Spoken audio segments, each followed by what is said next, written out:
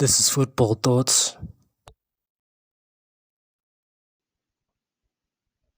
Crystal Palace 1, Manchester United 2, full-time score. Listen, we've been through this before. This is another one of them days where our players are good enough to keep the dead shit manager in the job. And the system didn't create the goals today, people. The players did because this manager is rubbish. We've seen it under Ole Gunnar Solskjaer with his shit system. The players got him still in the job. Jose Mourinho, same thing. His system was shit, but he stuck around long enough because the players were keeping him in the job. Now we're in the same situation of Ruben Amorim. The players are keeping him in the job for performance like this. Crystal Palace were all over us in the first half. All over us.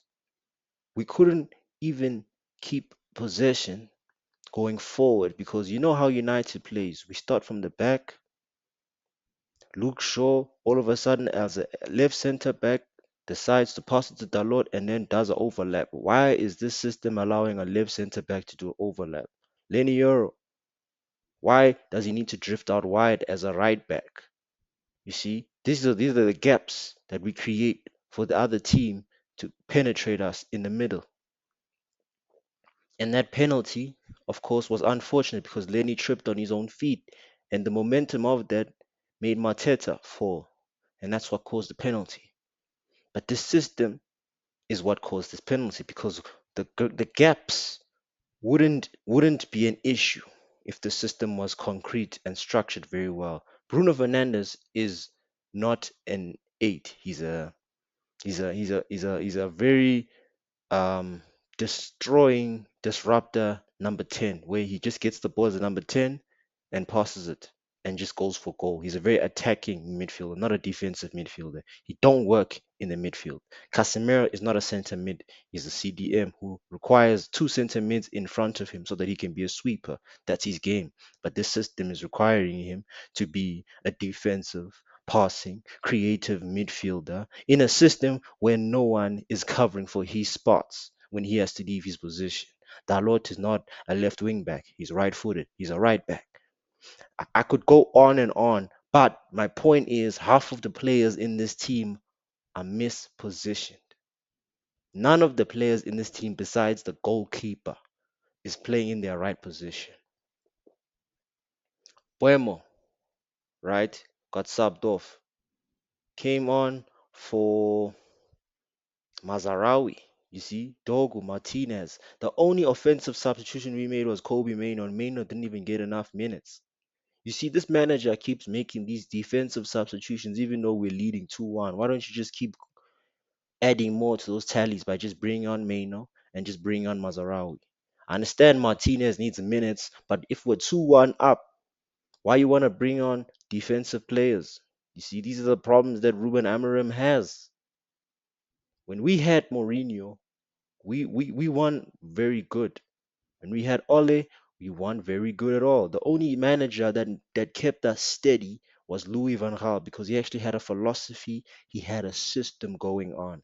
But the board, the Glazers decided to hire Jose Mourinho because City hired Pep Guardiola. So they said, let's do a PR stunt where it's a rival manager versus another rival manager. So instead of keeping Van Gaal because he's got a plan for us, let's fire him for PR reasons and hire Jose Mourinho so that we can compete with Manchester City. That's why we're in the state that we're in today. It's facts. It's facts, people. But this United fan base, they don't understand. They'll never understand because they are so congruent into thinking that Ruben Amorim is the right man for the job. They are so permanent in the idea that the players are the problem in this system when the players are the reason why we are still in contendership for a top four race. You see, the system is against these players, but these players are taking games like this by the scruff of their neck and winning it by themselves in regards of the manager because the manager makes these players look like shite. But these Man United fans are always in denial. Nah, Fergie needed more time. Fergie also didn't have the players. Listen, let's stop talking about Fergie. Let's stop bringing about the past. Let's stop mentioning these things of our history and stuff like that. Because the reality is we have to live in the present, and the present is that United are the worst that they've ever been in history, and it's a byfactor of Ineos keeping in the wrong manager, such as Eric Ten Hag, such as Ruben Amorim, for the periods of times that they shouldn't have been there. We should have sacked Ten Hag earlier. After the Europa final, we should have sacked Ruben Amorim. So Ineos have to work on their decision making and cutting this guy out the team, Ruben Amorim. Cutting players like Bruno Fernandes, because Bruno should be playing on the bench. Always skyrocketing the ball, doesn't even create solid chances the way we should be. He's not a team player, can't defend, always leaves Casemiro at the back. Guys, it's a mess.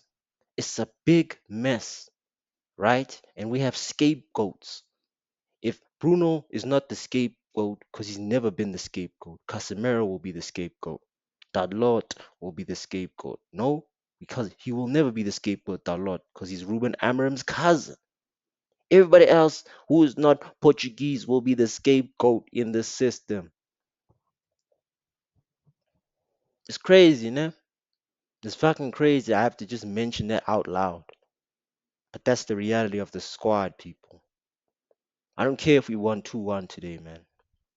Because I'm a man of long term thinking.